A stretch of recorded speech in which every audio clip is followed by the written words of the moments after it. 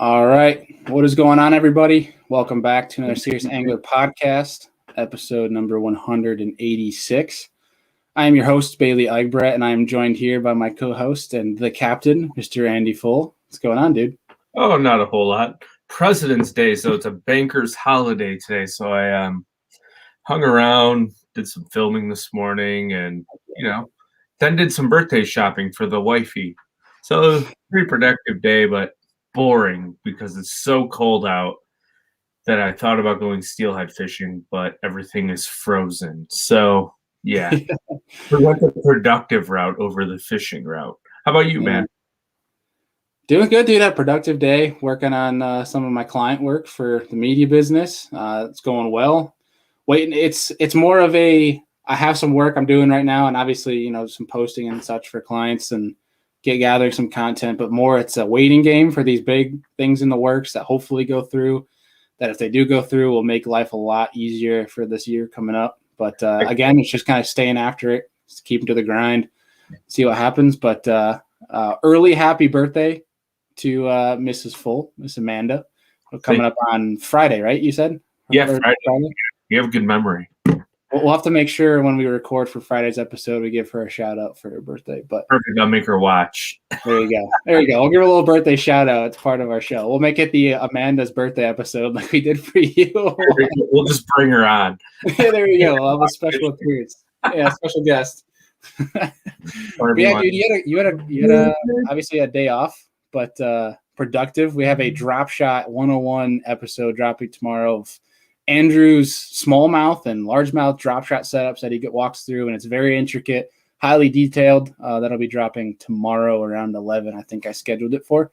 Very well put together by Andy in his bassment, as he likes to call it. I thought you were like that. I was like, what if Bailey will catch this when I post bassment? I think you capitalized the whole bass part, but no, I just put bass and then I put whatever it is, like a little dash between bass and mint. And I was like, meant like cement. Yeah, bass mint. Yeah. Well, either way, really good episode tomorrow for anyone looking for some new information on drop shotting, whether it's largemouth or smallmouth. And like Andy and I have mentioned before, we're going to be dropping more of these episodes where we dive into the actual fishing part, some techniques, setups, whether it's reviews, real reviews, rod reviews, that sort of thing, diving into some bunch of different stuff. But and this upcoming Friday, we have our first Bassmaster review show. We're talking about St. John's, but also we're going to preview next week's Tennessee River and talk about the first MLF event. Maybe probably talk about Lake Okeechobee this weekend too. Skeet Reese back on the podium. So we'll dive all into that in Friday's episode. We have Rob Vanderkoy coming up on Wednesday, who's a Arizona fishing guide, who's also a co-host on Angler's Happy Hour, Josh Bertrand. So cool episode tomorrow. But dude, real quick, I know we're going to talk more about it on Friday, but I sucked worse than I've ever sucked on fantasy fishing this weekend. Absolutely horrible. I'm actually curious to see if Cole plays at all. We'll see how he did too. But it was bad. It was bad. So I'm excited for tonight because it's going to be a positive note to switch into a new week. But exciting episode today as we're getting on Cole Harris, who is a fellow New Yorker. Not anymore. He made a switch. He was a Vermonter, I believe. Vermonter? Yeah. He fished New York waters. Yes. A fellow New Yorker in terms of fishing. But yeah, he was a Champlain hammer, is a Champlain hammer. We're going to talk to him about a whole bunch of different stuff. It's going to be an exciting episode tonight. So without further ado, let us bring him on here. What's going on, Cole? What's happening? Good evening. How is it down there? Because obviously we mentioned you made a switch. You're in North Carolina now. So how is the weather down there compared to up here where we're at and stuck in New York?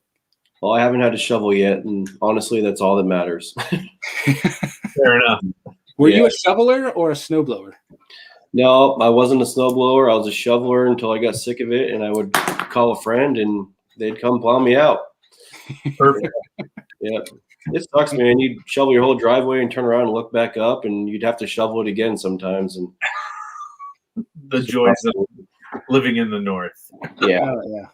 Yeah, not ridiculous. It's like there's certain times of the night where it's like snow's coming down where it's like I could shovel right now, but you just know like another hour there's gonna be another 3 or 4 inches. So you're like, screw it, save it till morning. Yeah, last couple of years we would drive up and down the driveway and just pack it down. To be honest, Perfect. we gave up.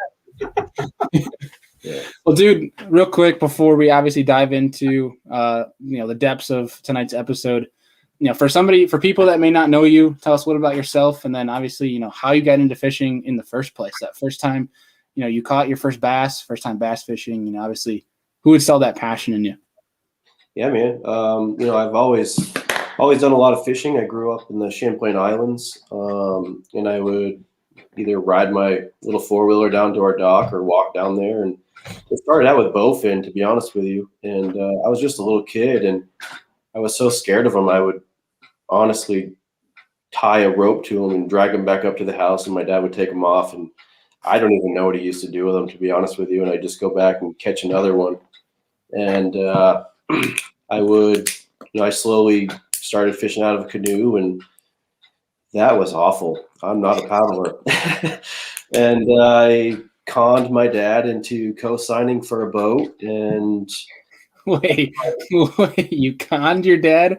I got to hear this story real quick. Well, I mean, there's no, it's not a bad story. It's just I talked him into it somehow. He agreed to it. And I didn't even know how I was going to pay for it, to be honest with you, but I pulled it off. And my salesman was, come to find out, an old original Ranger Bass Pro. And he took me fishing, and, no pun intended, but I was hooked from then on. And he taught me everything I knew or that I know now. And I kind of took the old school and the new school and put them together, and awesome. That formed me, man. That's, basically how it all happened. I was a co-angler in, a little bass club back home, and I just moved up, and now I'm obsessed. It's not good.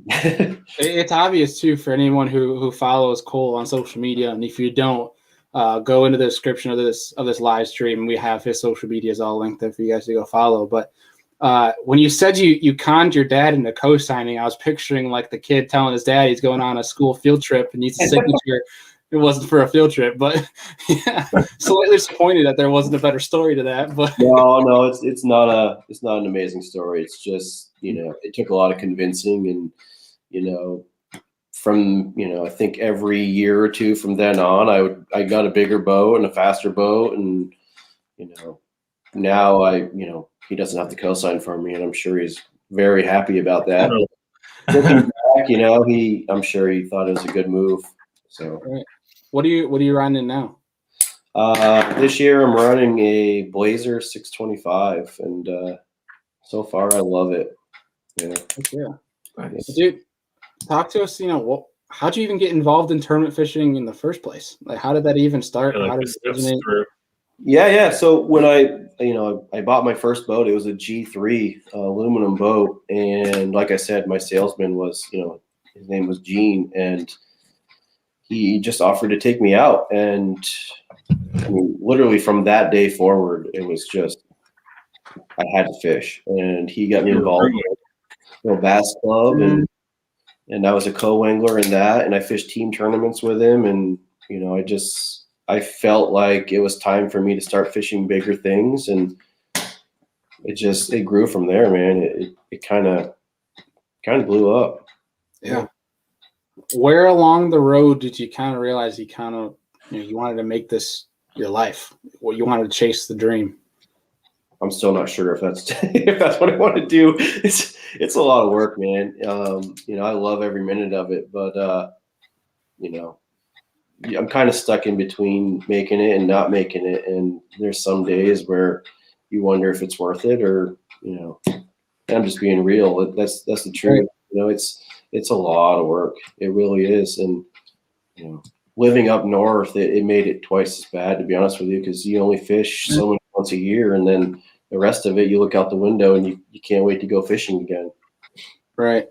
Yeah. And that's one of the parts we wanted to talk to you about tonight, was being from the north and trying, to make that dream happen. Because, like, from my knowledge right now, I mean, there's not a lot of guys that are from the north that are out, fishing at professional level. Like, there was Jamie Hartman from New York, but he lives in Arkansas now. There's Paul Mueller in Connecticut. I believe he's still in Connecticut.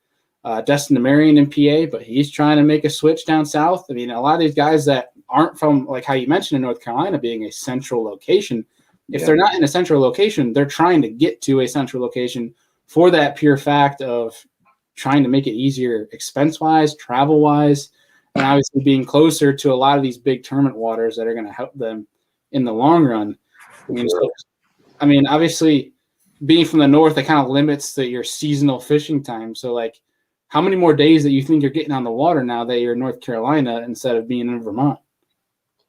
Well, we've been here since Halloween, and I have tried to fish every day. It's been pretty cold this year, but I mean, it's still 40s, 50s. It's been chilly lately, but 40s and 50s is better than freezing cold and snow. So I'm still in the water. Everyone who pulls up next to me on the road or sees me at the store, they think that I'm crazy, but I'm still out there on the water doing my thing. Heck yeah. Meeker Outdoors has posted that Jacob Wheeler's from Indiana, and I had zero idea that Jacob Wheeler's from Indiana. He is from Indiana, but I believe he lives in Tennessee now on Lake Chickamauga. I was going to say, because that's kind of think that was his start was, wasn't it the Bass Fest on Chickamauga? I believe he was already in the FLW tour at that point, but he's from Indiana, but he moved to Tennessee, I think like 2 or 3 years ago. It was a lot longer than that.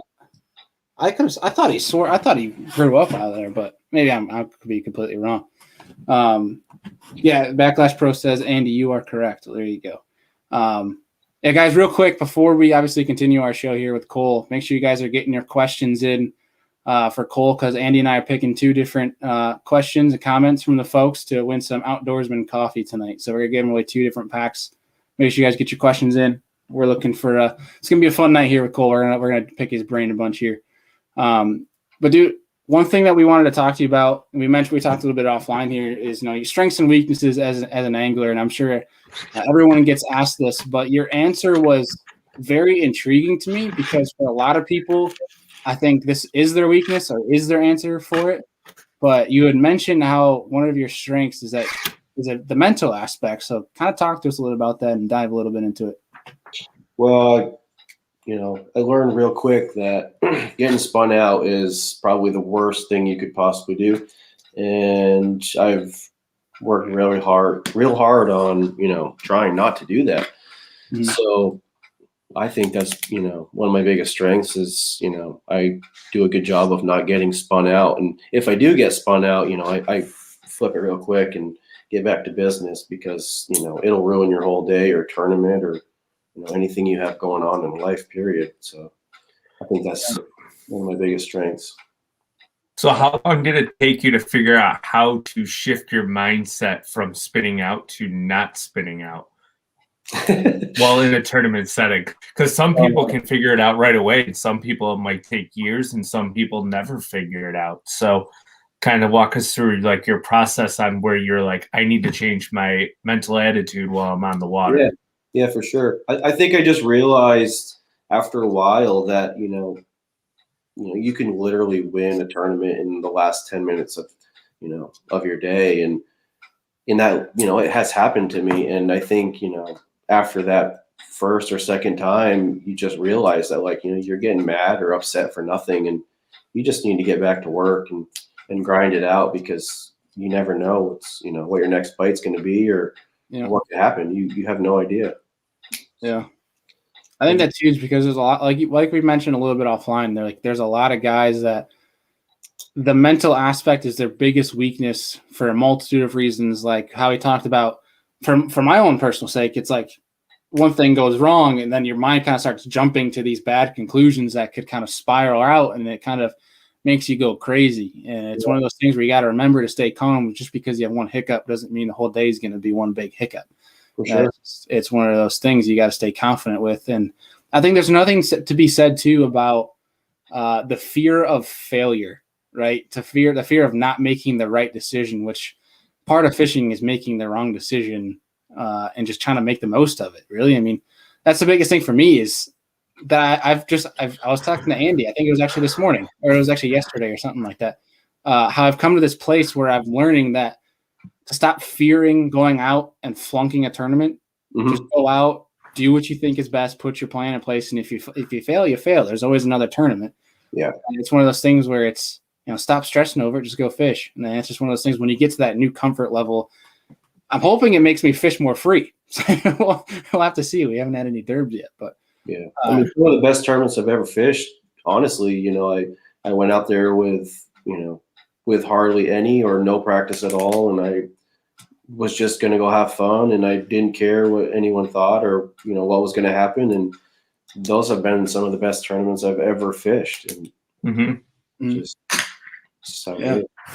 It kind of seems to be like this never-ending puzzle. If you expect less when you roll into a tournament or even fishing, your success rate tends to be higher because you're not afraid to fail.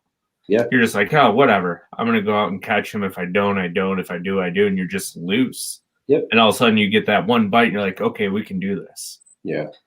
Yeah.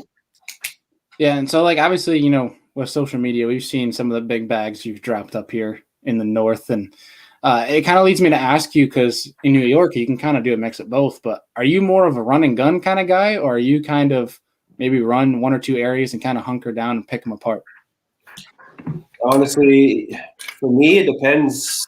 It depends on the time of year and how they're setting up. And I played a lot on my first stop, to be honest with you.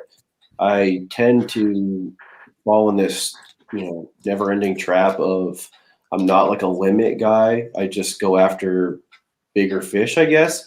And, it's nothing for me to catch 3 big fish or 4 big fish and not be able to fill my bag. It's happened quite a bit. And I just, my first, 1 or 2 stops, I just kind of play it by that, I guess. I try to come up with a pattern real quick and roll with it. So a lot of my stuff is, I seem to fish like isolated small deals. So I run around a lot. I run a lot of gas. Yeah. But, are you more of like a power kind of guy, or are you more finesse? Or do you kind of like to mix it up? I mix it up, honestly. It depends where I am. It depends on the situation. Do you have like a style or a bait per se that you're kind of more comfortable with than anything else? Yeah, I'm a pretty big jig or a grass flipping fisherman. If they'll bite on that, or if I'm given the opportunity, it's kind of lights out, I think. Yeah. So sounds like that's your roots with Champlain and grass and North Fisheries. So yeah. You probably got your eyes glued on old Seth Fighter during those vast lives, don't you? Yeah, sometimes, yeah. Sure. Thomas Fulmer has a question for you, and obviously you mentioned how you've been in North Carolina since Halloween, but he mentioned, he said, what are Cole's thoughts on the F1 bass being introduced into Lake Norman? To be honest with you, being so new here, I don't even know much about it. I'm going to assume that's the hybrid. I'm not sure. What is that? I believe F1 is the hybrid. I believe that's the mix of the Florida strain and the Northerns. Andy, am I correct there? I actually think that's the F2. I think the F1 is just Florida strain. I believe it's just Florida strain. I think the F2 is the hybrid. I think it'd be cool. It'll be fun to catch some big bass, and they're going to grow. But I don't know what the cold will do to them. I'm not really educated in the Florida strain bass and what the cold weather will do to them, other than shut them down. I don't really know what'll happen. Right. That's super interesting, because we had a show recently with Drew Gregory, who was a kayak angler, and he kind of studied kind of not really the F1, but he studied spotted bass at Alabama spotted bass, because apparently now there's a difference between spotted bass in general and spotted, like Coosa River spotted bass. Apparently they're considered 2 different species. Okay. So like a Lake Lanier or along those lakes along those lines, or like a Table Rock, are completely different than a Coosa River spot.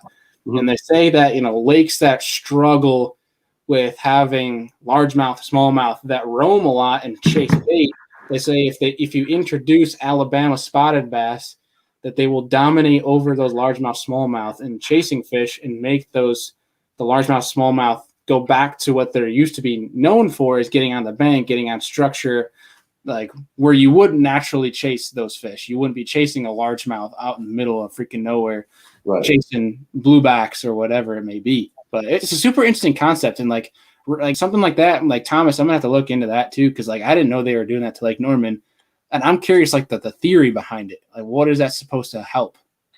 And the F1, I just looked it up, is the hybrid. They call them tiger bass. So I wonder if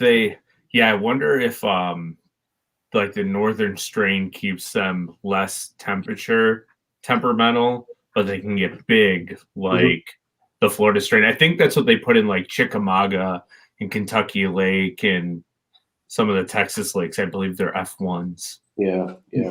I've heard a lot of complaints about the spotted bass and how, guys think that they're hurting the largemouth or smallmouth population because they're so aggressive. But if you kind of look at Norman and other places, and I don't fish Norman a lot, so I don't know much about it, but these off seasons or when it's cold, they catch big bags. Those largies are there. They're doing their thing, but I don't know, I guess, why they're trying to introduce them. I haven't really done the research on that. Yeah. We actually got we'll give him a little shout out in here. Connor McIlvaney. It was almost like a heated debate. We have like a little small group chat that we're in, and we were talking about the St. Johns River and how there's no grass in there anymore, and talking about because of, in certain cases, if they're smaller weights, if those fish aren't there anymore, or if they're doing something completely different. And we have a lake up here in New York. I mean, I'm sure you know what Canisius is, and there's, they were talking about, because the lake's completely changed. It was probably one of the biggest power fisheries in the state, and now it's like there's no grass anymore. I mean, there is to an extent, but not like what it used to be. So the lake's changing, and I think it's to be a testament of, I don't think the class of fish necessarily dies out. I think it's more the angler has to adjust how they're approaching it, and I think people are kind of too quick to say, "Oh, that class of fish is gone." Where they're probably just out doing something completely different, because fish are like humans. They're just going to adapt to what's ever thrown at them. I mean, I think, what are your thoughts on that? Well, I agree. I think that, you get rid of all the grass where they've been forever. I'm sure some will die, but I think that they're going to just have to find something different to do and a different place to live. If someone, showed up and took your house away, you're going to have to figure out a, new plan. You know what I mean? So, whether they're offshore or, suspended or you're doing their thing, they're still there. You just got to figure them out. Right. Yeah. Chris Birch in the comments is a local New Yorker up here. So let's not be lake naming. Throw Honeoye out there. Yeah, of course. So you go to Honeoye all you want, but there's no protecting Canisius anymore. Canisius is ruined to an extent, but it's one of those things. We were listening. I was listening. Well, let me backtrack here. I was listening to Alex Rudd's podcast he had with Mikey, Benjamin Nowak, and then I'm trying to remember his name, but he's from North Carolina, but he's a saltwater guy. They were talking about how they had a biologist on, and kind of backing up that point of that there's no way for anglers to blow out a lake. Sure, you're going to have added pressure, but it's pretty much impossible to fish out a lake where it's just like we just talked about. Those fish are going to adjust. They're going to change. Now it's completely different. I'm sure if you have, 80 boat fields that are keeping every single fish they have, that's completely different. But these guys are catch and release. It's completely whole different subject. But I'm curious, in your experience, obviously traveling, you're in North Carolina now, you're from Vermont, you fished around the country. How much does fishing up north, how has that helped you, fishing these tournaments in different parts of the country? How is it translated for you? It's helped me as far as when I head down south, I fish like a northerner, and you're fishing against a bunch of southerners. And, sometimes if you do something a little different or, you throw a little curveball in it, you're going to catch, more fish or fish that they missed or, just seeing something new. And I think it has also helped me fishing up north too, because I'll learn new tactics fishing down south and I'll bring them up north, and, fish don't see that often and guys don't do that. So it kind of works both ways. Right. Are there any prevalent adjustments that you're making when you're going down south? Maybe kind of how you approach practice, maybe per se. Yeah, you definitely have to shake a lot of fish off. I was never really taught, to shake fish off. It just wasn't something that, that a lot of guys do, I guess, where I'm from. And so going down south with so much pressure, you can't catch them, and I'm a shallow water guy. So if you stab a bunch of shallow water fish, chances are you're not going to catch them. So Right. you got to shake them off, and you got to fish slower because there's way more pressure. Guys fish year round, way more tournaments, way more people. I mean, Yeah. you really got to slow down, honestly, and you got to downsize and your line, your bait, your hooks, everything. Yeah. Honestly, you can't bang around, and up north, it's half the year they don't fish for bass. For a long time there was a bass season, and you couldn't even target them. So Right. once bass opened, it was like they kind of forgot that people fish for them. I'm trying to think, when did that rule change? I think it was like, what, 2010? We could start fishing for them all year. Or something. It was like either 2010 or 2011, I want to say. Yeah. I'm honestly not sure about that.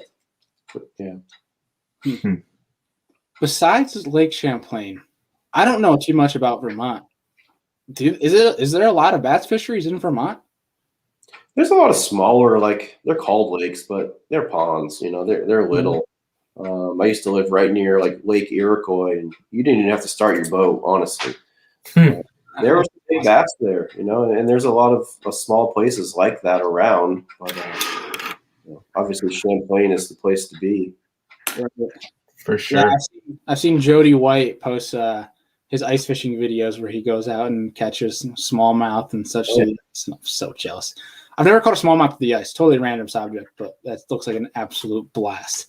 Just like 2 4-pound tests and big old brown fish. But Chris Birch, you made a comment here about talking about ice guys taking largemouth bass off the lakes all winter. We're not going to dive into that here with Cole, but I definitely would like to discuss that a little bit when we let Cole go here in a little while. Because I think that's something I've seen pop up recently that I think Andy and I could talk about. But Meeker Outdoors mentioned, as a northern angler, what's your best advice to make it into the pro level? That's a really good question. I think that's a coffee deserving question. I was just thinking that too. That is a tough one, man. I think the biggest thing is fish as much as you can. Fish the BFLs and the ABAs, and just kind of work your way up and just go for it. Honestly, just if you want it, just go for it.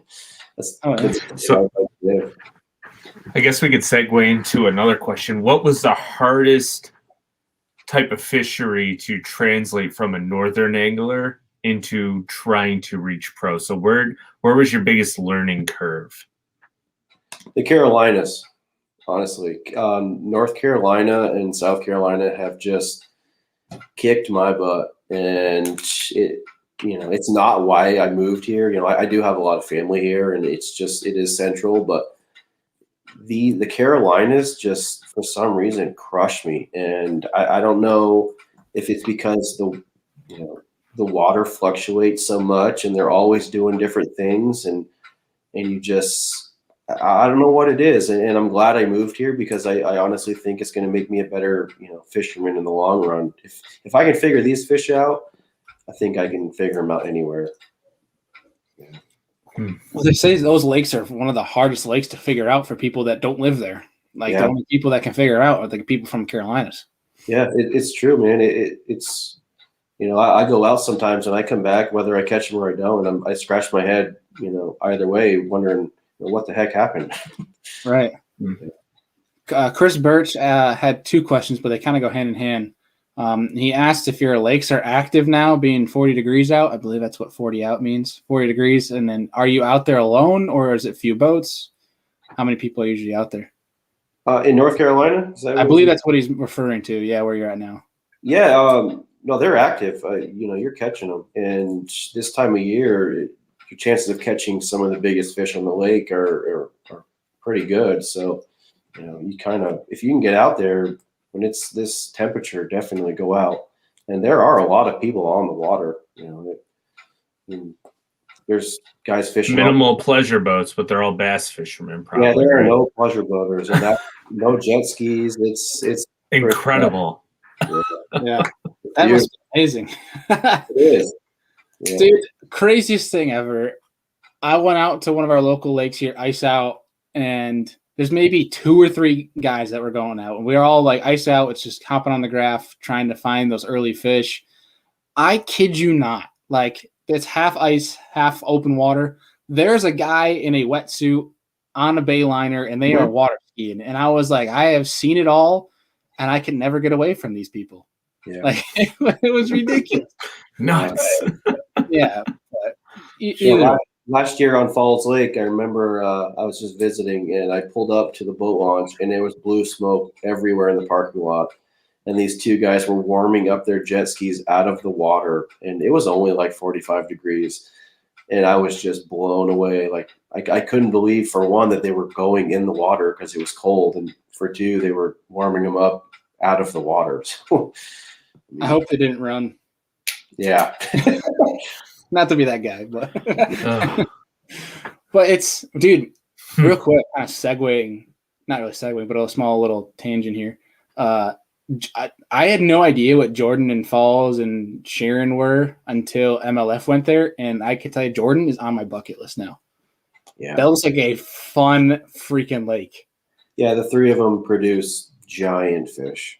They do, and they've kind of been a secret, at least for local people, and I think MLF has brought some attention to them. But there were some big fish there, man. Oh yeah, wasn't it like Wheeler caught like an 8-pounder on a popping frog or something like that? A bunch of guys caught them real good. They're there. Oh yeah, my uncle now lives 45 minutes from it, so gonna have to go down there. But John Oxbury asked, I believe this means, I'm trying to see what he's trying to get at here, but it's do you flip more with craws or creature baits? And I think he's referring to back when you were talking about flipping grass. Yep. I want to say. Yeah. I fish like a beaver style bait, but mostly like a 1/2 or 3/4 ounce jig is what I prefer to flip, and I'd prefer to have a rattle on it myself. But if I'm not flipping a jig, it's a beaver style. Here's a question for you: when you're on Champlain, wherever, I don't want to single out a certain location. Are you flipping braid? Are you doing braid to leader, or are you doing straight fluoro? Because this is something that Andy and I go back and forth on all the time. I would prefer to flip braid, 65-pound braid. Straight braid? Yeah, I would prefer to. But if, like I said, once you start going down south, you kind of have to change that, and I'll use like 25-pound fluoro. But if I could have it my way, it'd be 65-pound braid. Are you coloring your line at all near your bait, or are you kind of just going like what color line too? Like I'm very curious. With braid, I'll use a Sharpie, dark green or black, only because it fades so fast. Right. So are you using like a brighter line then, so you can see bites before you feel them, or what's the? No, dark is. If I could get black, black line, I would, but I want it as dark as I can. Right. Yeah. I've just been so intrigued by that because, like, have you ever tried to like compare both, like go to a straight fluoro or go to a leader or go to braid? Yeah, sometimes you have to. I don't really like to do a leader because I just find that you break the knot so easily. Right.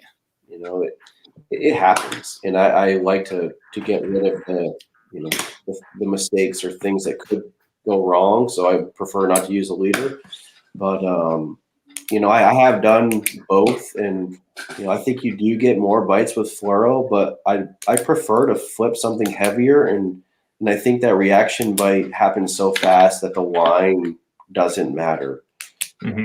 Especially when you're using that heavy of a weight. Yeah, I think if you're dragging a jig, it's different. I wouldn't use braid, but flipping grass or like wood or structure or something, I prefer something heavy, so that it happens instantly. Yeah. It's just such a good debate, and it's something I'm still really torn on. And Andy, light bulb going off. We should do an episode this summer of grass fishing, have 3 rods on the deck and do fluoro, straight braid, leader, and see what gets bit the most. Yeah. I know a place we can do it. It'd be a lot of fun. Not a lot of big fish, but it'll be a lot of fun. Is it the one that Chris Birch mentioned 3 times in the comments? No, it's my little reservoir. Yeah, it's my little reservoir. I like to fish. Chris Birch has a really good comment here, and it's not even a question, but he said the jet skis now are nothing compared to wake boats, and that is a great point. I cannot stand wake boats. I can tolerate jet skis. I cannot stand wake boats. Have you noticed any in North Carolina at all? Not since we moved here, but some tournaments that I fish, especially on Norman, I have, and man, they are so dangerous. They really are. Obviously they throw a wake. They're wakeboarding boats, but they fill up with water, and if you're not paying attention, or if you hit one of those rogue waves, it's bad news. Mm-hmm. Yeah, and I'm coming from the kayak side here. I own a Hobie. I don't have the boat yet, and those suckers are not afraid to come next to a kayak like 20 feet away. That is not a fun wake to take being in a kayak. No, I feel like they almost just don't understand how dangerous or what they're doing. No, I honestly don't. Like, they're on their boat. They don't see the other end of it. Yeah, and there's some of them too. Like, I can understand certain people are trying to be nice about it. Like, they'll slow down by you, that sort of deal. But it's like, I'd rather you just go fast and go away from me because your wake's not as big. Yeah. But obviously they don't understand because they don't know. I don't know. I can't. They slow down once they get past you because they feel bad, and it just makes it even worse. Yeah. Oh man, that's a whole other tangent that you could just go into a whole boating, fishing etiquette show, which could that could get rowdy. But I think that's like a week-long show, to be honest with you. Yeah. You could talk I'll about one up you there. It'll be a never-ending show because that we can all go into it. Boat launch after, Yeah, you got boat launches, you got jet skis, you got wake boats, you got co-anglers, you got the whole 9 yards. You could talk about anything. Yeah, that could open up a whole bunch of can of worms there. But yeah. Let's see. John Oxbury's got another question for you. He said, since you've used both Mercury and Yamaha, how do you like them, or how do they compare? I've only had I've had Yamaha since day one, and I swore by it. I still to this day, out of every boat I've ever owned until now, the only thing I've ever had to change on my Yamaha was one trim switch. That's it. And I put 300-400 hours on these motors, in a year or two. And now that I run a Mercury, I love it so far. I don't know how it's going to hold up, and we're going to find out. But I swear by those shows, man. They're bulletproof as far as I'm concerned. Well, random show fact for last year on the Elite Series, I believe every motor company had issues with their motors except for Yamaha shows. Yeah. They're the only motor last year on the Elite Series that didn't blow up. Yeah. Wow. Yeah. That's impressive. Yeah. Dang. So, and I know the old HPDI ones were real bad, but they nicknamed them Yami Pops because they blew up all the time, the 225 and 250s. But yeah, once they got to the Series 2 in the show, they've been really good. I love the show, man. We're going to see how the Merc goes, but, I'm a Yamaha. That Merc has to sound sweet when you start it up. Oh, yeah. Just pretend you're in a Ferrari there for a second when it starts. Then awesome. That Yami Pop, to another tangent. Cole, if you haven't noticed, Andy and I do a lot of tangents on the show. It's a lot of random, but the Yami Pop reminds me of you guys seen the other guys, the Desk Pop? Yeah, Desk Pop. Because you had your first Desk Pop, and you go. So we have a question here from Warren Beard. Are your favorite summer and fall baits different compared to the north and south? Interesting question. I mean, that kind of goes back to depends, I guess, where you are and what lake you're on. But I think I've learned throughout all the years, and you kind of have to fish your strengths, no matter which lake you're on. You got to show up, and you got to at least try to fish what you're good at everywhere. Mhm. So that's kind of what I try to do. So whether I'm on Okeechobee or Champlain or whatever, I'm gonna try to get a flipping bite going, Mhm. whether it's fall or summer or any time of the year. So Right. if that doesn't work, you kind of have to move on and try to figure them out. But I try to keep it the same thing throughout the year. Right. For sure. That's super interesting. Like, because I don't know much about the Carolinas, and talking about where you're at now, it's like I don't know how that compares to the North. So, like, are you going to have to switch your style of fishing, or do you think that can translate to where you're at currently in North Carolina? I think I'm going to have to learn how to fish. I'm going to have to learn how to fish, how to adapt how I fish here. I think I can still fish the same way, whether I have to downsize or slow down or add other things to it. But I think I still can do the same tactics because, it applies everywhere else. Why wouldn't it apply to North Carolina? Right. Yeah. That's a super interesting topic. I fished with a lot of, I have a lot of friends here, and I've fished with a couple of them, and they've never seen the way that I fish on these lakes, and it kind of, blows their mind, because they wouldn't think of fishing that way, and I catch them. So obviously it's got to work a little bit. Right. Well, I think it constantly kind of goes back to you have to fish your confidence. If you're confident in something, you're going to get bit doing it. You just have to find the water that suits your confidence most.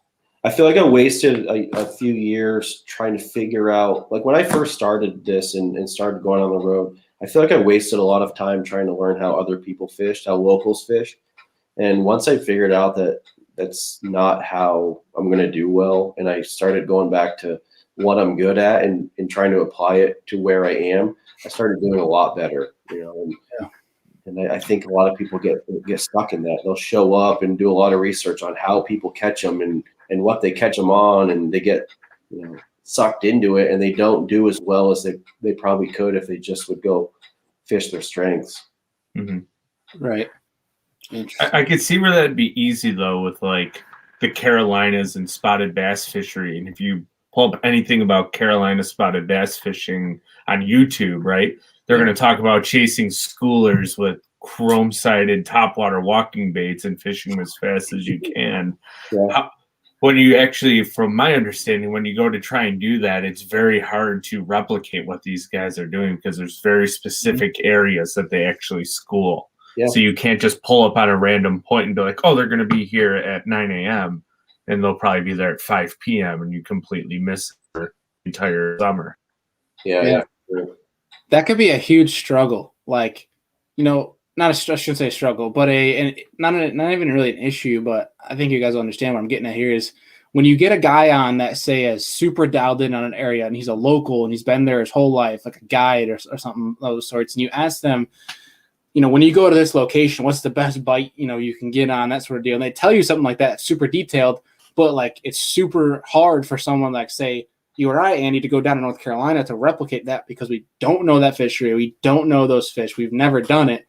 So like something like that could be almost difficult to have someone that experienced of that location on because they're going to talk to you super detailed. Mm-hmm. And it's just something that's so hard to replicate. That's super interesting. But I think we have another coffee winning question here because it's something I actually just got off the phone with a buddy who's bed fishing down in Florida. And this is something super interesting because I feel like there's so many different answers that could go involve this. But Johnny Oxbury has another great question for you. And it's, do you prefer to go finesse or flip a jig or flipping bait when you're bed fishing? When I'm up north, and a lot of people don't believe me, so I don't even talk about it much. Like I will smallmouth fish with 65-pound braid and a beaver, and I do that because you can jack them and you won't lose them as easily as if you have 10-pound test. But that's up north, and up north, I won't lie, real fast. I apologize. I love catching spawning smallies with a flipping stick and 20 to 25-pound fluoro. Yeah, Because you can just wench the drag down, hit them as hard as you can, reel 4 times, and flip them in the boat and be done with them.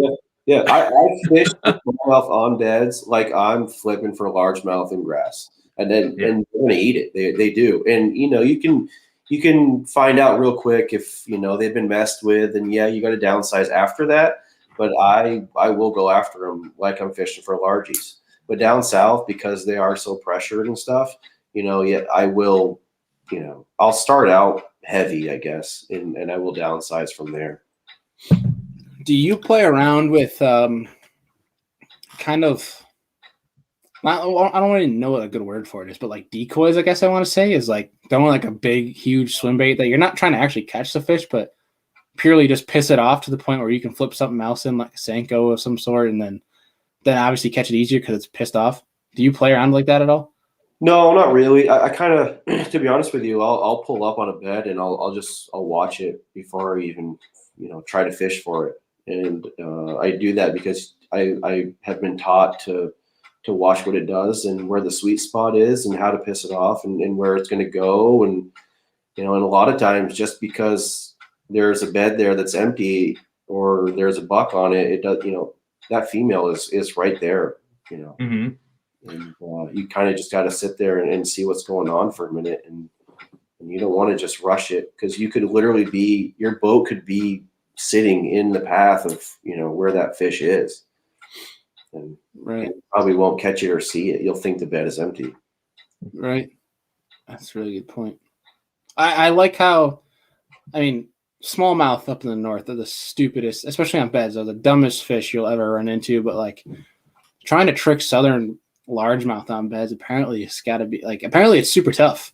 I've never done it, but it's really tough. Very intriguing to me. I heard it's really frustrating, actually. Yeah, that fish could be on the bed, and you could be, I don't know, you could be 70 feet away or something, and you could just be messing with this bed that is there, and that fish has been messed with so much that it's not going to eat, or has a hard time eating, or it takes forever. It could take 45 minutes, and then you go up north and you could be on a smallmouth bed for 10 seconds. Yeah, and you can catch that fish for 6-7 times in a row, literally.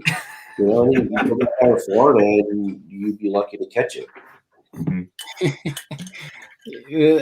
The amount of fish that I have caught, like out of curiosity, like catching one on a smallie off a bed, letting it go, and then just out of curiosity, flipping back in its bed just to see if it'll eat it again. Just like reeling your bait in as fast as possible because it's going to eat again. You just don't want to traumatize the dang thing. Mm-hmm. All the time. All the time. Yeah. I've taken people out, and you have 4 people on your boat, and all 4 of us will catch it multiple times just to say that we did it, and it's insane. Yeah. Let's see here. We got one more question for you before we let you go here because we don't want to overrun too long. There's 3 good questions here that I think could be quick, so we're almost gonna go like a little speed questioning here for you. So, are you more of a main lake guy, or are you back of creeks? Depends where they are, I guess. So he's a where the fish are kind of guy. You got to go where the fish are. Are you a fan of tidal fisheries? I hate it. I hate it because you get caught up in the tide.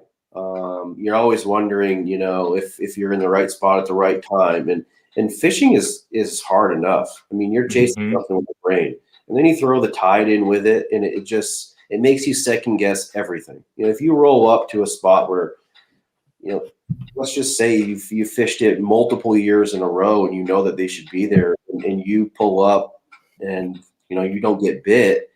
You have to check it on all the other tides just to make your mind feel comfortable. And it's a lot of work, and it really messes with you.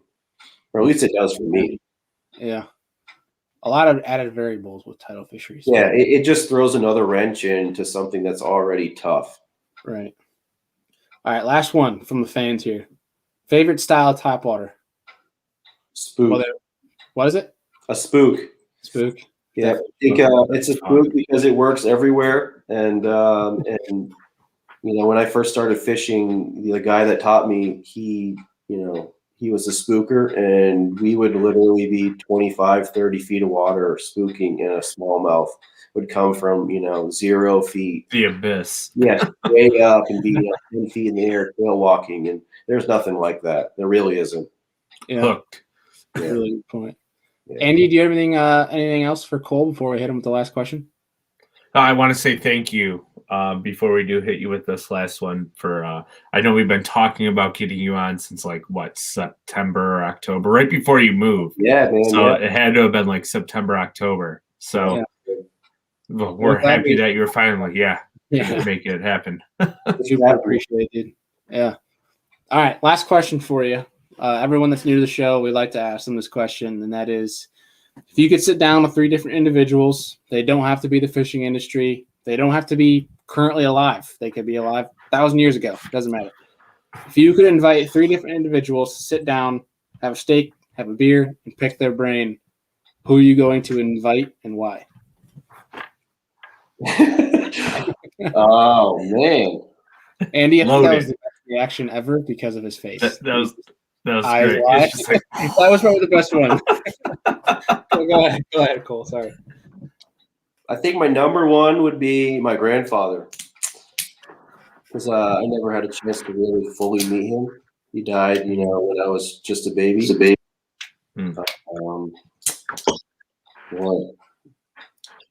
Forrest Wood. I would have liked to have met Forrest Wood. That's to meet the guy, and because he's a legend, man. Everyone knows Forrest Wood's the man. And my third one, shoot. Were you a sports kid at all? I always like hearing the sports side. If you're a sports kid. I raced, professional 4-wheelers for a long time. What the heck? Never heard that before. Yeah, I did. That was a lot of fun, and I played hockey until high school, and I played all the fun technical sports. All the 4-wheelers, played hockey. I mean, they're really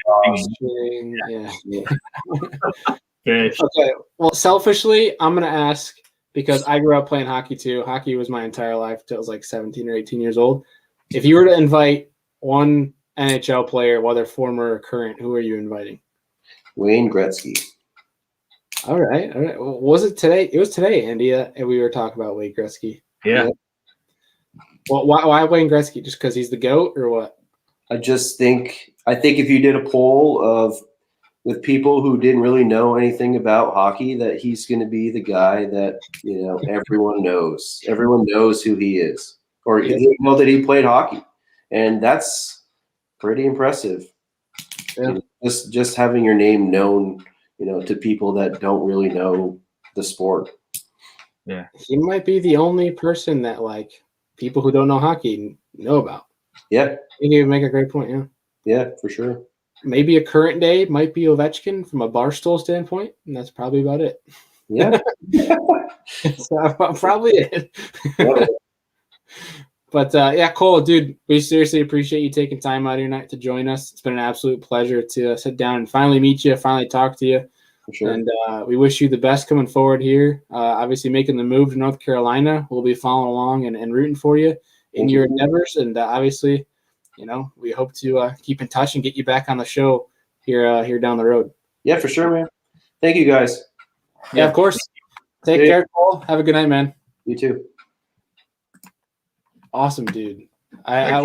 We've both been following along with his social media for a while now, because obviously him being a Champlain guy, obviously Champlain everyone keeps in touch with, especially up north, just because it's the Holy Land. But Simon joined us tonight. He said, "Good evening, Simon. You're a little late there, bud, but better late than never." Appreciate you as always. And then we got Tim. We have our first Wayne Gretzky comment. So I know nothing about hockey, but I definitely know who Wayne Gretzky is. There you go. Just reinforcement to the point. Yeah. But going back to Chris Birch's comment here, because I told him we'd go back and we'd talk about this. The ice fishing one. Yes. And this is something that actually Forrest and I were talking about the other day, because this is something that rubbed me the wrong way. There was a Facebook group where there's this guy's ice fishing and basically talked about how they were keeping largemouth out of the ice just to use them, and they joked about using them as fertilizer, kind of like how you do with carp.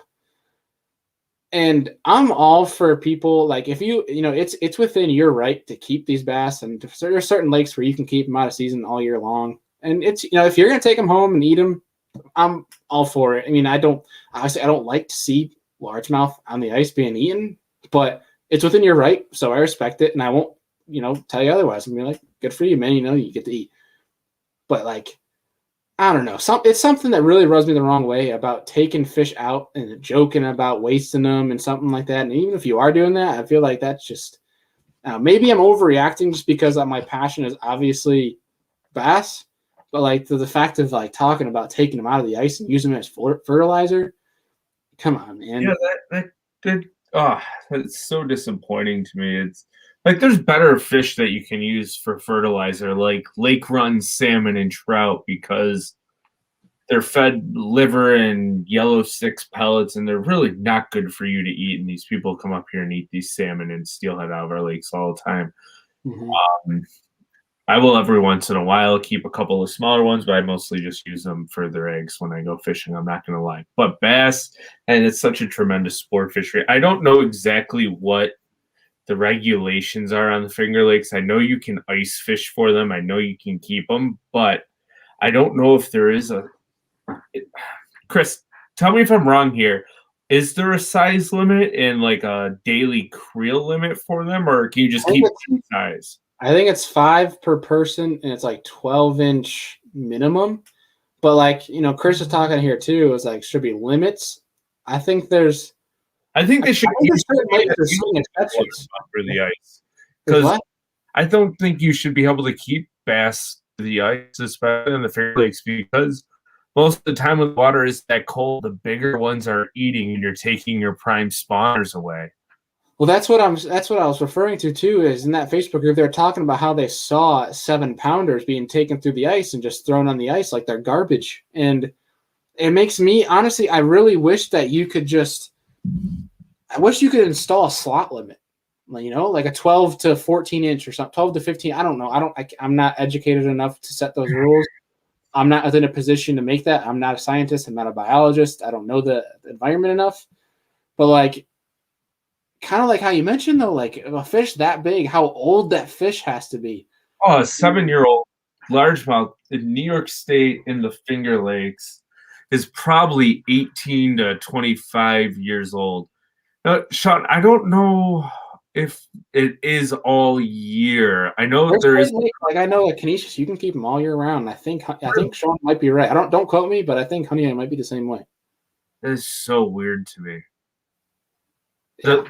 I know there's a couple of weird Finger Lakes that have weird regulations, but I've never really looked into it all that much. Yeah. Shadow fish. That's basically all I do for ice fishing is go for bass, man. If I'm not chasing bass, I'm going nuts. But walleye are fun through the ice. Never caught walleye through the ice, but I know guys that have, and it's pretty big around here. But here's my thought though, with like that 12-inch 5-fish limit. If it was all year, wouldn't we be able to have tournaments at Honeyway and Canisius in April and May when the ice comes off and still have 5-fish weight tournaments? That's a really good point. I'm pretty sure it closes. It's either February. It might be March 15th, I want to say. I think it's March 15th. I have no idea. You sure? It's a super good point. And it's something I actually would like to bring up. It'd be kind of cool to get someone, if we could do like a local show here and get on a local DEC officer and kind of try to pick their brain about it. I mean, even if not on a show basis, but just to pick their brain just to kind of refer to the folks here. It's like between that, and I also want to bring, and not to get sidetracked, but to bring up the whole weed mat things, like how are people allowed to put weed mats in, but we're not allowed to put in brush piles. But completely different topic. But I really think like slot limits should be. Sorry. Okay. It's third Saturday in June through March 15th, 12 inches, 5 fish. So March 16th through the third Saturday in June is catch and release only. and that is for Canadice, Canandaigua, Canisius, Hemlock, Honeoye, Keuka, and Seneca Lake. So basically every Finger Lake. Yeah. Yeah, Chris said he heard a lot of big ones taken through the ice. Zev Matthew says, old timer on Mississippi River told me thousands of baskets taken out of this backwater lake during the winter. Probably not that many, but I've not caught them in there in past years. Yeah, dude, there's so much that can probably go on when you're not at that lake that you have no idea about. Yeah. Kind of scary to think, but let's just see. Backlash says, I feel like fishing game do not regulate fishing creel limits as well in the wintertime. Yeah, dude, to be honest, granted, I don't have an extensive ice fishing background, but I've never seen a DEC officer even driving around in the winter. No. Another time, too, that I feel like they slack is like that perch time, like right after ice out. There are a lot of people that keep more than 50 fish. Oh, like, dude. I know people. Like ice out, you see 50-plus boats on each lake. Yeah, and then, but they're all, if there's 3 people in the boat, they're 200 to 300 fish, not 150. They just throw them in and don't count and go. Don't count, yeah. So, I mean, I think a slot limit would be huge because it helps preserve those old fish. Yeah. Oh, I mean, if it was ice fishing, I'd prefer them to keep anything under 15 inches. Mm-hmm. Yeah. It's a. And Sean, you make a good, interesting point. I wonder if making a slot limit on Honeoye would help the fishery. You know, make it you might see tournament weights go up if you put a slot limit in Honeoye. You know, that's interesting too, because I feel like weights at Honeoye, and Chris can correct me if I'm wrong here, I feel like weights at Honeoye have actually been going up the last couple of years. Like 4 years ago, 5 years ago, 11 pounds would win. Now we're seeing a lot of 12.5 to 15.5 pound bags win. So mega bags. But I mean, a couple of years ago, Jamie Hartman fished with Ken Golub in an open tournament there, and they had 17 and lost. With almost 7 pound figure. Yeah. There are big fish in that lake. You just don't. I'm just not a fan. It's all right. But yeah, dude, it's just a question that could go on for so long. And yeah, Brandon Brown said weights have definitely been going up at Honeoye. That'd be really cool to see, obviously those weights come up and see it competing. Could you imagine what could happen at Honeoye if you see those more 4 or 5 pounders in that class? Well, every fish has a cycle, and I heard in like the early to mid 90s, Honeoye used to pump out almost 20 pound bags. Dang. Like on regular, a ton of 4 to 6 pound fish. Yeah. Yeah, Chris said 10 years ago there was a 22 pound bag, which is like crazy to think that's such a big thing because like in New York there's 22 off, everywhere else. I mean, I don't know. It's just such an interesting debate. It's something like to kind of go in on. I think it would be something kind of cool to get a local biologist, local DEC official on and talk about, will slot limits help lakes? I mean, I feel like it would. I feel like it's common sense, but I don't know. Then again, like I said, I'm not a professional. I'm not educated in it, so I don't think I'm the right person to talk to. But yeah, Chris Birch. Was it Chris Birch that brought it up? Hold on. The fancy fishing. Yeah, who brought that up? I saw that. Was that? It was Chris. Yeah. Chris? Yeah, Chris. I did horrible. But Andy and I are gonna dive in with Adam Deacon and Adam Bartusik. Friday's episode we mentioned in the introduction, but we'll mention it again. On Friday we'll be doing our Bassmaster Elite St. Johns River recap episode and doing a Tennessee River preview episode, a combination of both. And we'll go into how bad we were on fantasy fishing and talk about how good we're probably not going to be on fantasy fishing next week. We'll give you guys our picks and everything, but we're also going to dive into MLF at Okeechobee and talk about the new MLF Pro Circuit Derby. So what is it? MLF Tackle Warehouse Pro Circuit? I believe so. We'll figure it out. We'll get it figured out for Friday. But either way, yeah. So I was watching some highlights from that MLF Derby to get sidetracked here.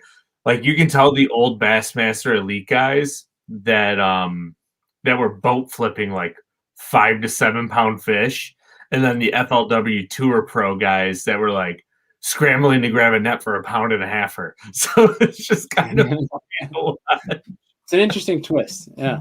Yeah. But Yeah, so Friday, well, real quick before we mention Friday's episode, on Wednesday, we're going to have Rob Vanderkoy on, who is an Arizona fishing guide. He's the co-host for Josh Bertrand's podcast, The Angler's Happy Hour. I'm a huge fan of that show, and I've been listening to it for a long time. And Rob is very intricate in the way he kind of processes bass fishing and approaches it.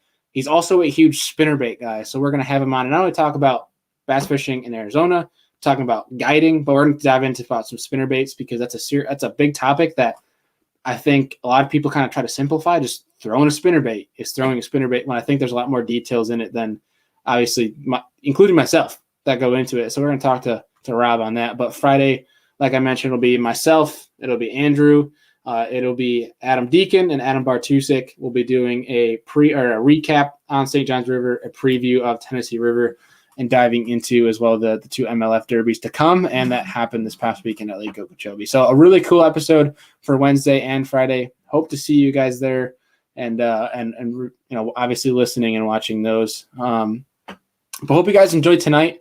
Cole was an absolute awesome guest to have on. We learned a lot from him.